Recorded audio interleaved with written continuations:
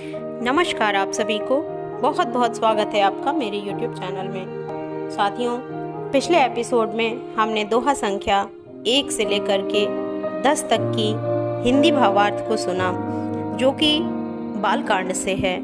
तो आज श्री रामचरितमानस के बालकांड के दोहा संख्या 11 से हम लोग प्रारंभ करेंगे। उन कविता रूपी मुक्ता मणियों को युक्ति से बेध कर फिर रामचरित्र रूपी सुंदर तागे में पिरोकर सज्जन लोग अपने निर्मल हृदय में धारण करते हैं, जिससे अत्यंत अनुराग रूपी शोभा होती है।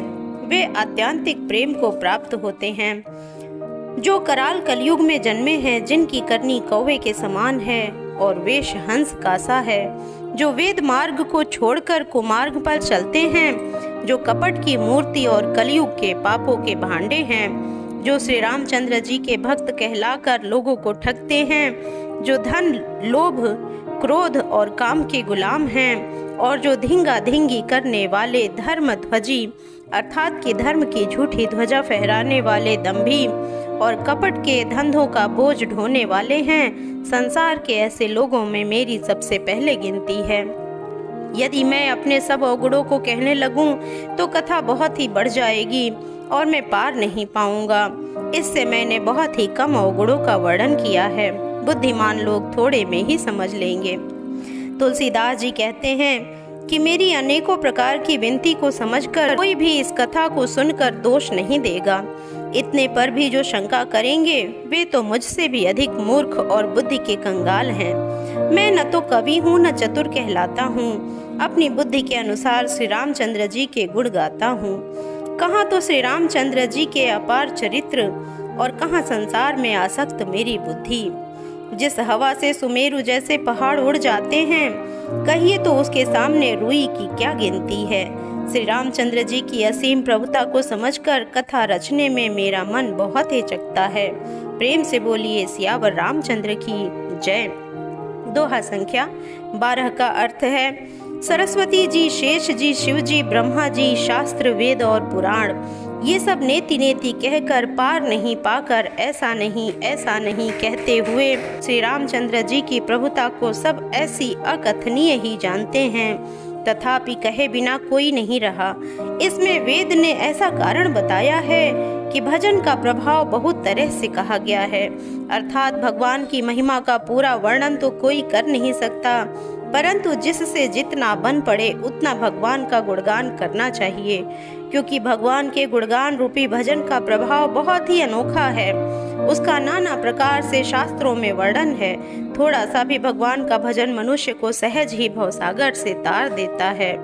जो परमेश्वर एक हैं, जिनके कोई इच्छा नहीं है, जिनका कोई रूप और नाम नहीं है, जो अजन्मा सच्चिदानंद और परम धाम है, और जो सब में व्यापक एवं विश्व रूप हैं, उन्हीं भगवान ने दिव्य शरीर धारण करके नाना प्रकार की लीला की है। वह लीला केवल भक्तों के हित के लिए ही है, क्योंकि भगवान परम कृपालु हैं और शरणागत के बड़े प्रेमी हैं, जिनकी भक्तों पर बड़ी ममता और कृपा है। जिन्होंने एक बार जिस पर कृपा कर दी उस पर फिर कभी क्रोध नहीं किया। वे प्रभु श्री रघुनाथ जी गई हुई वस्तु को फिर प्राप्त कराने वाले, गरीब निवाज, दीन बंधु, सरल स्वभाव, सर्वशक्तिमान और सबके स्वामी हैं। यही समझकर बुद्धिमान लोग उन श्री हरि का यश का वर्णन करके अपनी वाणी को पवित्र और उत्तम फल अर्थात कि मोक्ष और दुर्लभ भगवत प्रेम देने वाली बनाते हैं। उसी बल से महिमा का यथार्थ वर्णन नहीं, परंतु महान फल देने वाला भजन समझकर भगवत कृपा के बल पर ही मैं श्री रामचंद्र जी के चरणों में सिर नवाकर श्री रघुनाथ जी के गुणों की कथा कहता हूँ। इसी विचार से वाल्मीकि, व्यास आदि मुनियों ने पहले हरि की कीर्ति गाई है। भाई, उसी मार्ग पर चलना मेरे लिए सुगम होगा, ऐसा तुलसीदास जी ने श्री रामचरितमानस में लिखा है। प्रेम से बोलिए सियावर रामचंद्र की जय। दोहा संख्या 13 का हिंदी अर्थ है कि जो अत्यंत बड़ी श्रेष्ठ नदियां हैं, यदि राजा उन पर पुल बंधा देता तो अत्यंत छोटी चींटियां भी उन पर चढ़कर बिना ही परिश्रम के पार चली जाती हैं। इसी प्रकार मुनियों के वर्णन के सहारे मैं भी श्री रामचरित का वर्णन सहज ही कर सकूंगा। इस प्रकार मन को बल दिखाकर मैं श्री रघुनाथ जी की सुहावनी कथा की रचना करूंगा। व्यास आदि जो अनेकों श्रेष्ठ कवि हो गए हैं, जिन्होंने बड़े आदर से श्री हरि का सुयश वर्णन किया है, मैं उन सब श्रेष्ठ कवियों के चरण कमलों में प्रणाम करता हूँ। वे मेरे सब मनोरथों को पूरा करें। कलयुग में भी उन कवियों को मैं प्रणाम करता हूँ जिन्होंने श्री रघुनाथ जी के गुण समूहों का वर्णन किया है, जो बड़े बुद्धिमान प्राकृत कवि हैं, जिन्होंने भाषा में हरि चरित्रों का वर्णन किया है। जो ऐसे कवि पहले हो चुके हैं, जो इस समय वर्तमान में हैं और जो आगे होंगे, उन सबको मैं सारे कपट को त्याग करके प्रणाम करता हूँ।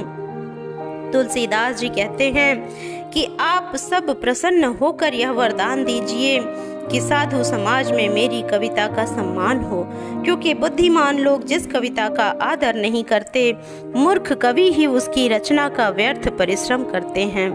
कीर्ति, कविता और संपत्ति वही उत्तम है जो गंगा जी की तरह सबका हित करने वाली हो। श्री रामचंद्र जी की कीर्ति तो बड़ी सुंदर, सबका अनंत कल्याण करने वाली है, परंतु मेरी यह कविता भद्दी है, यह असामंजस्य है, अर्थात कि इन दोनों का मेल नहीं मिलता, इसी की मुझे चिंता है। परंतु हे कवियों, आपकी कृपा से यह बात भी मेरे लिए सुलभ हो सकती है। रेशम की सिलाई टाट पर भी सुहावनी लगती है। प्रेम से बोलिए सियावर रामचंद्र की जय।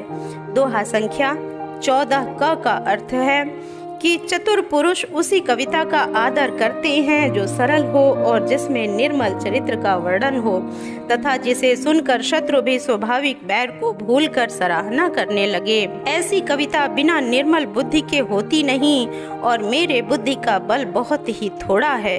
इसीलिए बार बार निहोरा करता हूँ कि हे कवियों, आप कृपा करें जिससे मैं हरि यश का वर्णन कर सकूं। कवि और पंडित गण, आप जो रामचरित्र रूपी मानसरोवर के सुंदर हंस हैं, मुझ बालक की विनती सुनकर और सुंदर रुचि को देखकर मुझ पर कृपा करें।